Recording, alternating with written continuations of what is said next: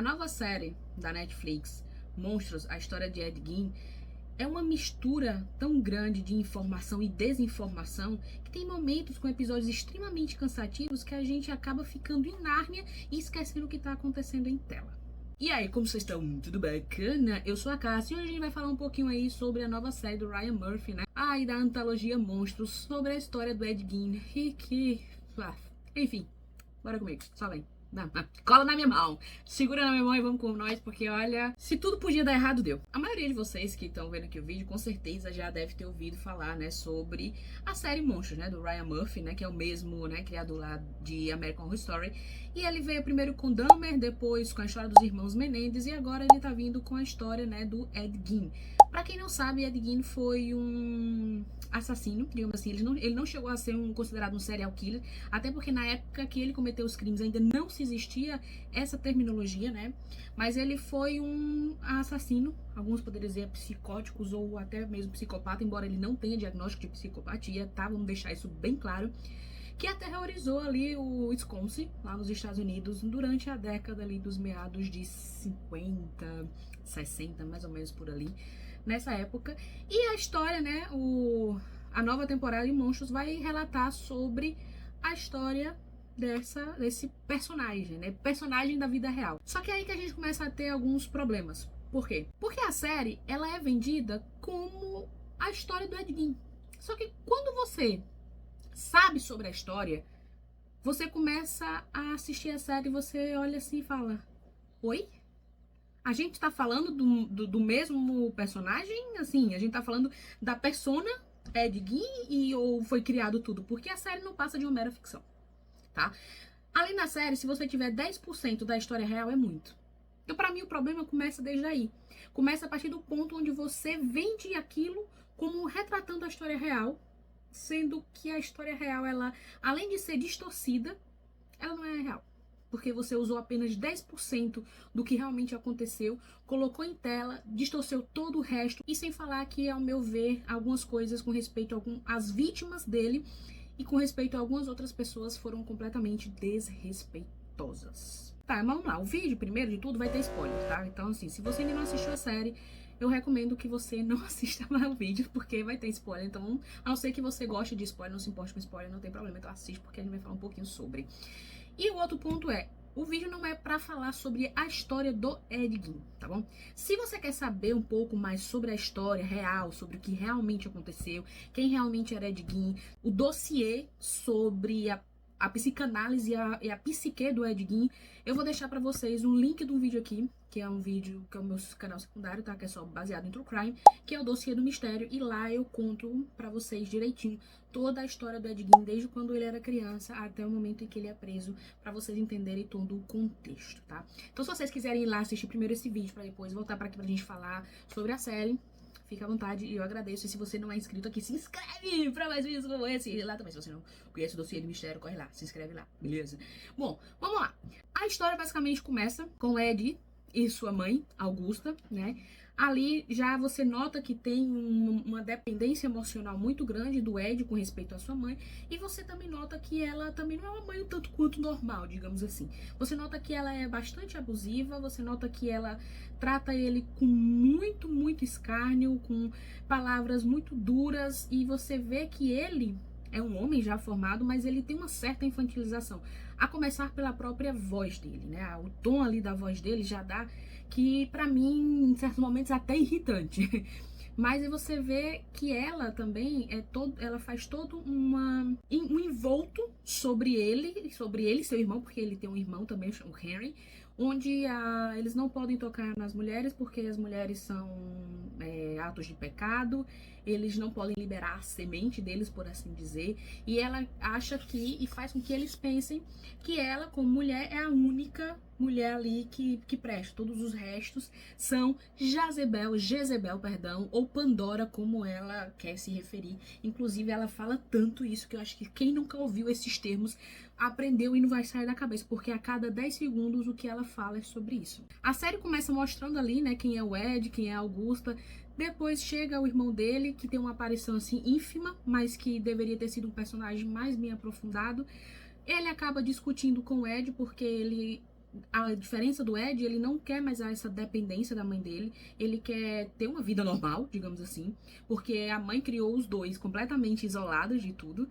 E ele chega pro Ed e fala, olha, você tem que se desgrudar da mamãe, a mamãe não faz isso daqui. E o Ed fica, né, meio pistola porque ele tá falando isso sobre a imagem que ele tem de perfeição, a imagem que ele tem de guia, a imagem que ele tem de pessoa, de alguém que tá sempre ali dizendo o que ele tem que fazer e como ele tem que fazer. E com isso ele fica meio puto com o irmão dele, pega um pedaço lá de madeira lá que ele tá cortando e taca no irmão dele.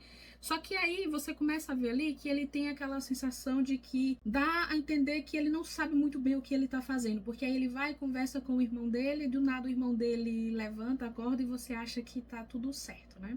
Que aí o irmão dele pede desculpas, que ele tinha razão, que a mãe dele não era isso. E ele vai pra casa, né, e fala e pergunta pra mãe dele: "Ah, o Harry não veio aqui, ele me falou que ia vir".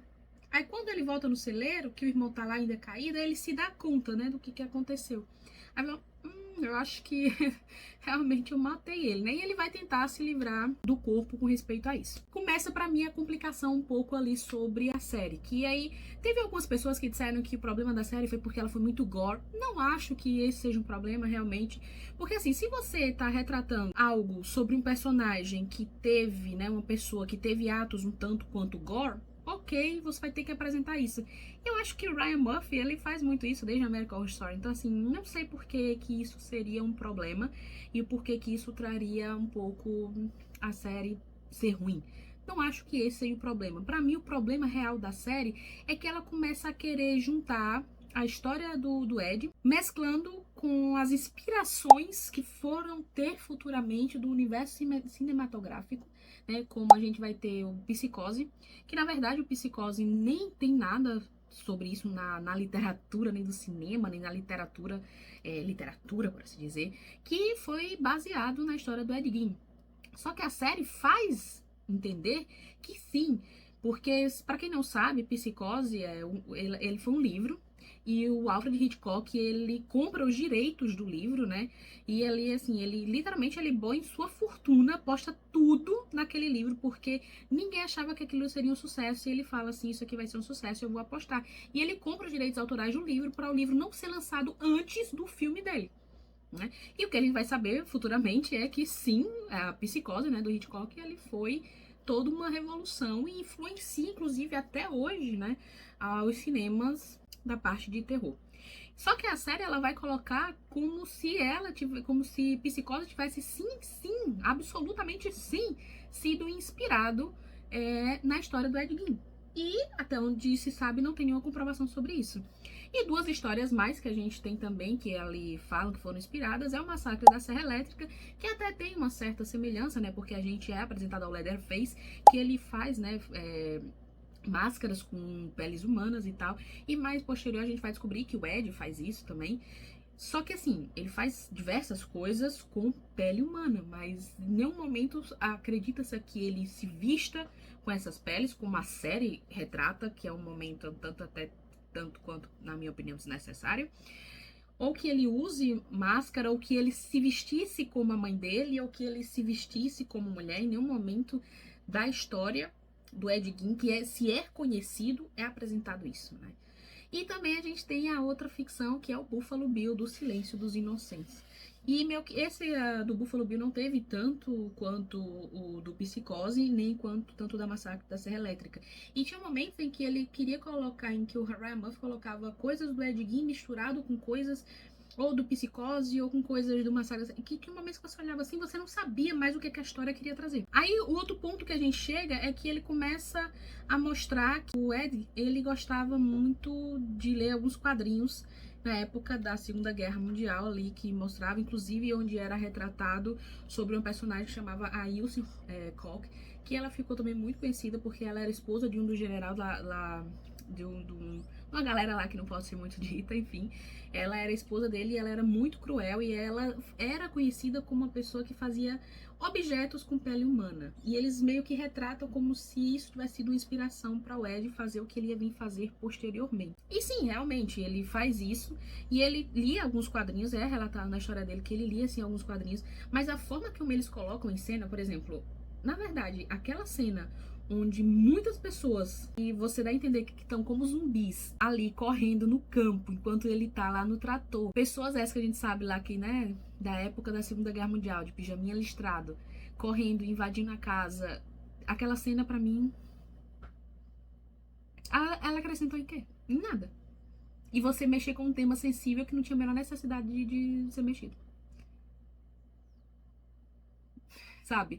Aí depois eles colocam uma personagem na vida do Ed, que é a Adeline, que você olha assim, é uma personagem que não acrescenta em nada, uma personagem que ela entra e meio que eles querem colocar como que ela é que faz com que ele tenha acesso a determinadas coisas que vão desencadear a personalidade que ele vai desenvolver futuramente.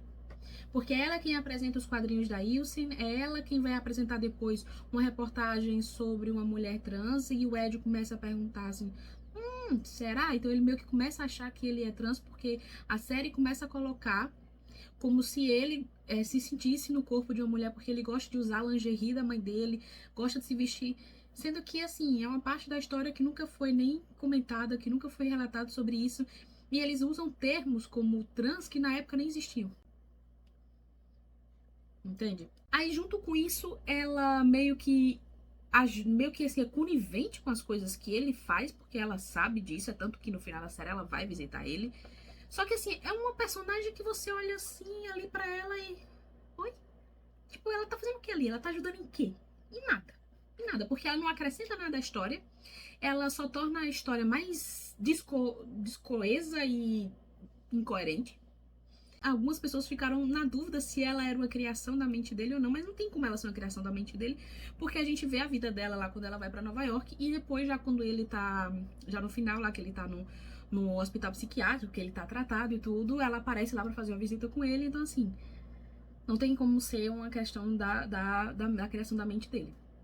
Depois a gente vem com respeito à relação das vítimas com o Ed. Tá? O Ed, ele teve duas vítimas que basicamente foram reconhecidas, né? Porque ele não foi, por isso que eu digo, ele não tem aquela terminologia do serial killer, porque ele não matou várias pessoas.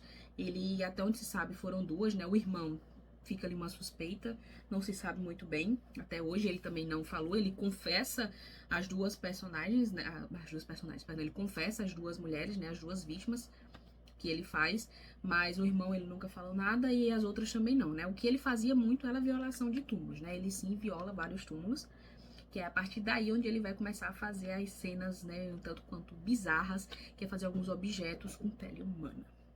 Que aí é por isso que ele vai ficar conhecido, né, como o açougueiro de Plainfield.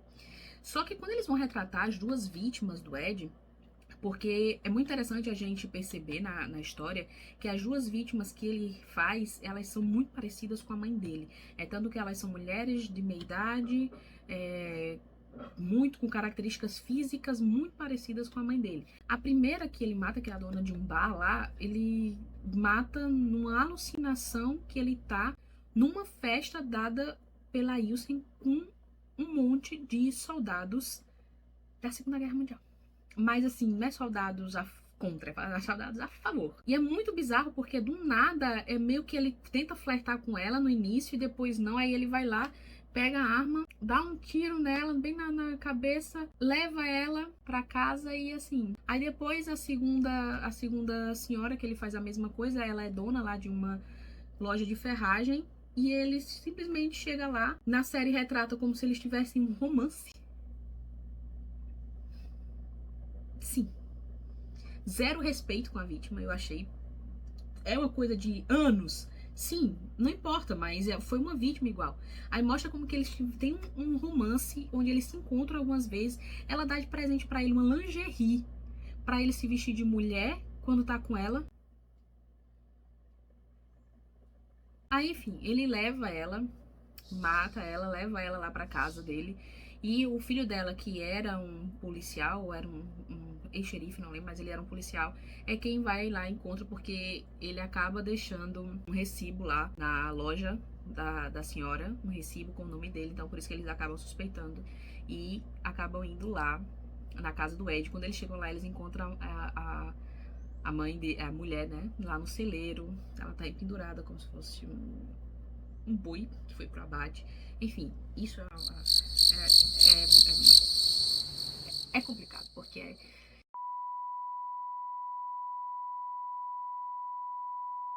imagina o filho vendo uma cena dessa. Enfim. Eu acho que aí nessa parte aí, sim, a série, ela fez um trabalho muito bom, porque a gente sabe ali que depois que a Augusta, né, morre, você começa a ver que a casa se torna um chiqueiro, uma bagunça, uma sujeira, uma imundície completa. Só que você não tem tanta noção porque todas as cenas da casa, elas são muito escuras. Só que quando esse policial chega lá pra investigar, né, o desaparecimento da mãe dele, aí que meio que mostra com claridade a casa, e aí você começa a ver assim, meu Deus, era um completo caos. E aquilo ali era realmente na vida real. Era um caos, um caos, um caos, um caos. Que com exceção de uma só parte que ele deixou, né, que o Ed deixou ali meio como um santuário que ele fez pra mãe dele, que era o quarto onde ela ficava. E você olha assim, aí você vê, nossa, aí pegou, porque você para e percebe, putz, isso aqui era assim na vida real. Bicho, e era muito, devia ser uma coisa, um lugar muito, sabe, muito sujo. E isso me faz lembrar sobre uma coisa que eu li no livro do Bom Dia, Verônica, né, que fala assim, né, que a sua casa reflete a sua alma. Então, você imagina. Pesado, né? Depois disso é quando ele é preso.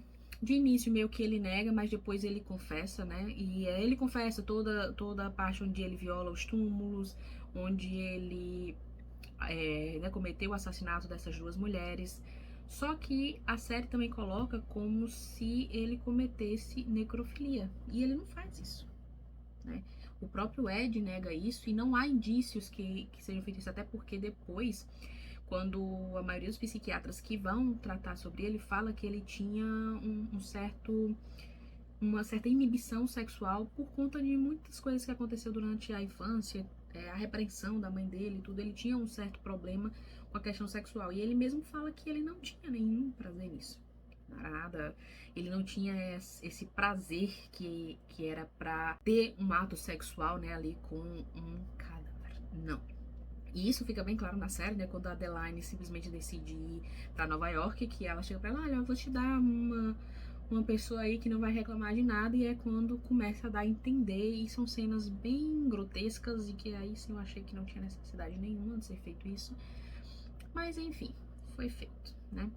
Depois disso, a gente parte para o final, que é quando ele é preso. Aí ele é tido, aí passa por um polígrafo, você fica assim, oi? Porque aí ele vai dizer que tem coisas que ele não lembra que ele fez, como às vezes ele diz que não lembra que estava no túmulo, e quando ele se dá conta que ele tá no cemitério, ele volta para casa e diz que tá fazendo o que ele fez. Até que aí ele é tido como inimputável, aí ele não vai pra prisão, ele vai pra um hospital psiquiátrico. E essa cena do hospital psiquiátrico, nossa, velho. Porque assim, é umas cenas que dá a entender que ele tá numa viagem muito louca e que não é bem assim, sabe? Aquela cena dele com a camisa de força e uma viagem assim meio bem assim psicodélica, com vários referências de vários serial killers. Não, sabe? Aí depois mostra que ele ajudou a polícia. Na verdade, ele vai conversar com os policiais lá do Mindhunter, porque ele quer uma dica pra ajudar a prender. Não lembro se era o Ted Bundy, se eu não me engano, acho que era. Só que assim, não tem sentido. Isso não tem sentido, porque ele vai ser diagnosticado com esquizofrenia esquizoide e que ele tinha momentos de surto, já que ele não estava em tratamento. Então, como é que ele vai saber como ajudar a prender um criminoso se a mente dele não é que funcione como um criminoso que não tem nenhum transtorno mental?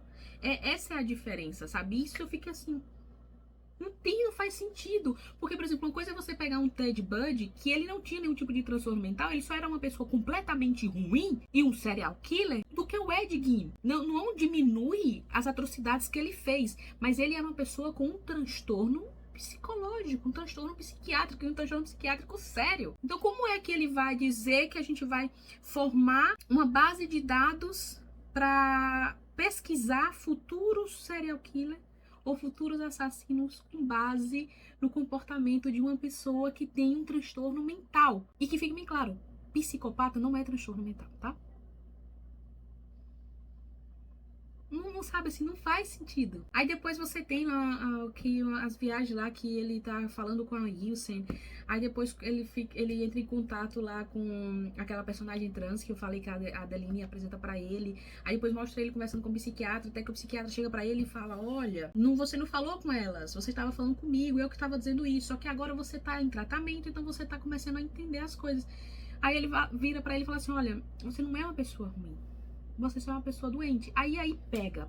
Aí pega porque você tá querendo romantizar um assassino. Uma coisa não justifica a outra. Não, óbvio que não quer dizer que toda pessoa que sofre com esquizofrenia vai se tornar assassino. Não. Uma coisa também não tem relação com a outra. Só que você não pode desfazer ou minimizar os atos cometidos pelaquela pessoa justificando a sua condição mental. Ele não deixa de ser um monstro de acordo com tudo que ele fez, até porque ele tirou a vida de 2 pessoas, só porque ele tinha um transtorno mental. A única coisa que a gente diferencia ali é que ele não fez isso pela pura maldade de fazer. Ele poderia sim estar em um tremendo surto psicótico e pra ele aquilo ali era completamente verdade. É tanto que desde criança as pessoas relatavam que ele ria sozinho, como se estivesse conversando com alguém ouvindo vozes. E a esquizofrenia tem muito isso da alucinação auditiva. Muito. A alucinação auditiva, a alucinação visual. E uma pessoa que tá em surto psicótico, aquilo que tá acontecendo pra ela, aquilo é real. Na cabeça dela, aquilo é real. É diferente de você pegar uma pessoa que não tem nenhum tipo de transtorno e simplesmente foi lá e fez atrocidades e matou pessoas e violou pessoas, abusou de pessoas simplesmente pelo ato de fazer.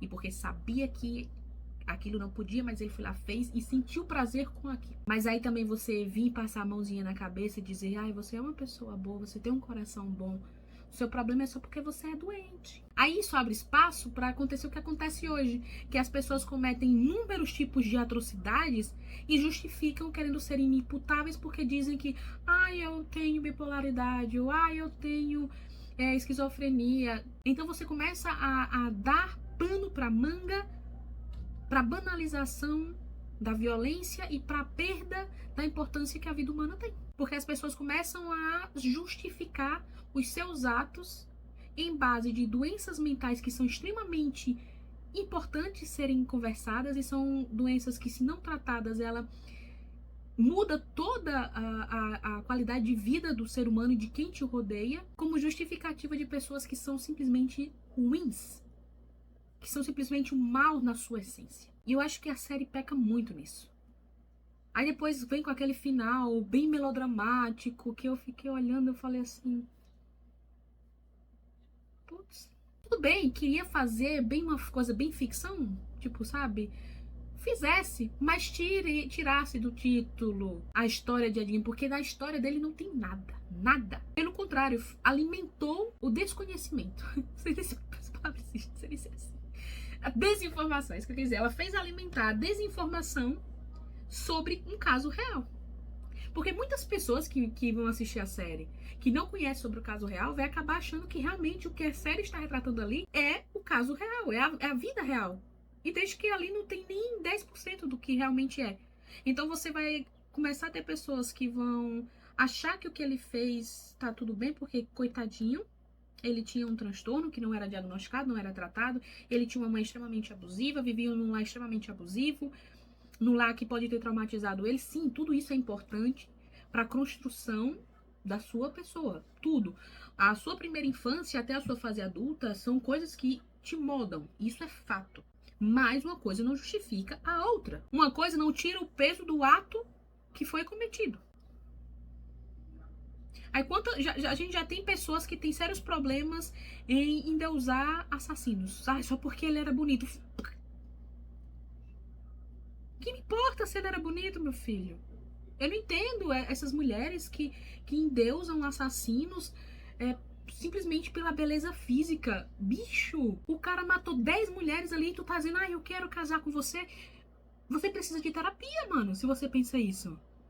Na moral, eu acho que a série ela é um completo conjunto de coisas mal feitas, mal contadas, coisas que são colocadas em cena que não tem necessidade. Por exemplo, Não acho nem um pouco necessário ter feito todo esse entrelaçamento entre as obras que se inspiraram na história do Ed Gein, como o de Psicose, que não foi inspirado, a gente já sabe disso, como o Massacre da Serra Elétrica e como o Silêncio dos Inocentes. Acho completamente desnecessário. Acho completamente desnecessário terem trazido as coisas remetidas à Segunda Guerra Mundial com temas tão delicados sobre isso. Não vejo nenhuma necessidade de ser mostrado isso, ainda mais da forma que foi mostrada. E também colocar coisas na ficção somente para fazer com que ela se torne mais gore, sendo que você tá vendendo um produto com uma história real. Pra mim foi o que aconteceu com a temporada passada com a dos Irmãos Menendez, onde eles quiseram incutir que meio que tinha ali uma relação amorosa entre os irmãos. Sabe, é umas coisas assim que pra mim falta com respeito. Você tá lidando com outro ser humano. Você não tá fazendo uma historiazinha como American Horror Story, que são todos personagens fictícios e você quer chocar. Então tire a porcaria do subtítulo, a história de, ou então coloque inspirado em. Seria mais bonito, sabe? Aí eu quero ver como é que vai vir a próxima temporada. Vamos ver. Mas comenta aqui que eu quero saber. O que é que vocês acharam? Vocês assistiram? Vocês gostaram? Vocês não gostaram? Eu particularmente achei a série extremamente arrastada. Achei ela extremamente chata, com o perdão da... O perdão da palavra não, porque ela é chata mesmo. Achei chata. Tinha hora que eu ficava assim, meu Deus, esse episódio não acaba mais. Eu olhava, eu pensava, não, vai acabar agora. Quando eu olhava, faltava ainda 30 minutos. Eu falei, meu Deus, parece que eu tô um ano aqui. Não é uma série que você maratona. Você pode até maratonar, mas você vai maratonar assim, ó, com ódio no seu coração. Porque a série é muito, muito lenta. E tem umas partes, assim, como aquela cena bizarra, velho, dele dançando, vestido. Obrigado por me acompanhar até o final de mais um vídeo. A gente se vê no próximo. Um abraço no meu lugar do mundo e